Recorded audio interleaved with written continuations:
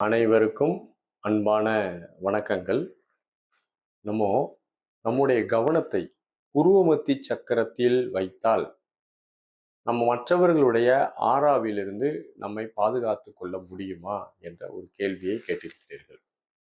மனிதனுடைய ஆறாவானது அவனுடைய பருவுடலை மையப்படுத்தி அவனுடைய உடல்ல இருந்து கொஞ்சம் ப்ரொஜெக்ட் ஆகி ஒரு கோள வடிவத்துல இருக்கக்கூடிய ஒரு வகையான தன்மை உடையது.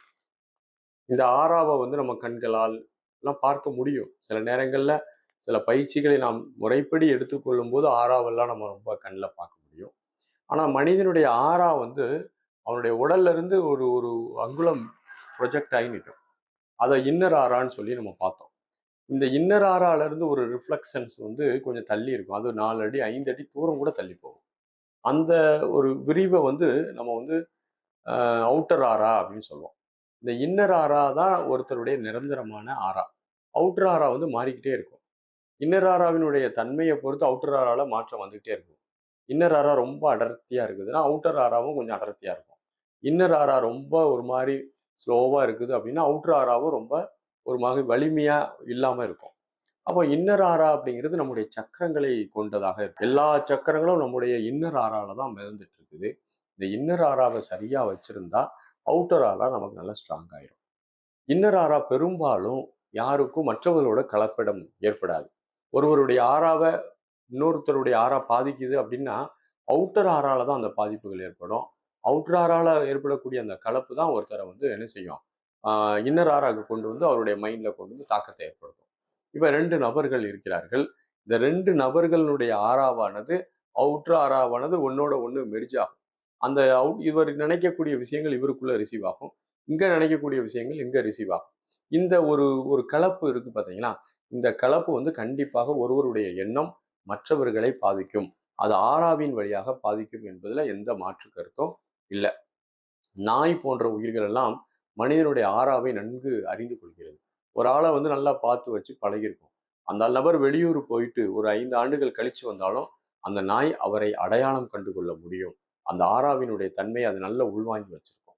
அந்த ஸ்மெல் நல்லா உள்வாங்கி வச்சிருக்கும். அப்போ ஆறா என்பது ஒருத்தர் கலப்பிடம் ஆகக்கூடியது, தாக்கத்தை ஏற்படுத்தக்கூடியது.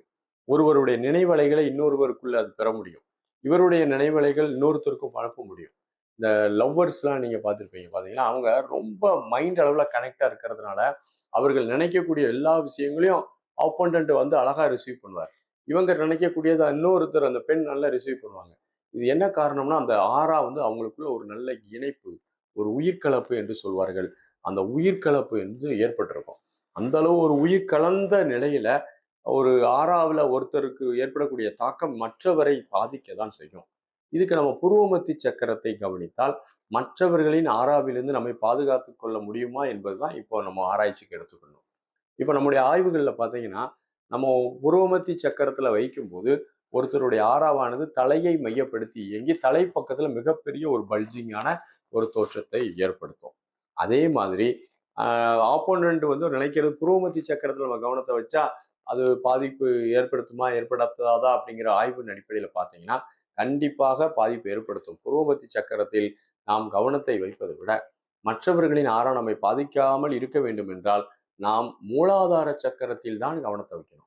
நம்முடைய மூலாதார சக்கரத்துல நம்ம தொடர்ந்து கவனத்தை வைத்து கொண்டே இருந்தால் நம்முடைய ஆறாவானது மற்றவர்களுடைய ஆறாவை பாதிக்காது, மற்றவர்களின் ஆறாவானது நம்மை பாதிக்காது என்ற செய்திகளை நீங்கள் என்ன செய்யலாம், நல்லா தெரிந்து கொள்ளலாம். மூலாதாரத்துல இருந்து ஒரு நிதானமா இருந்து மற்றவர்களோட பழகி பாருங்க.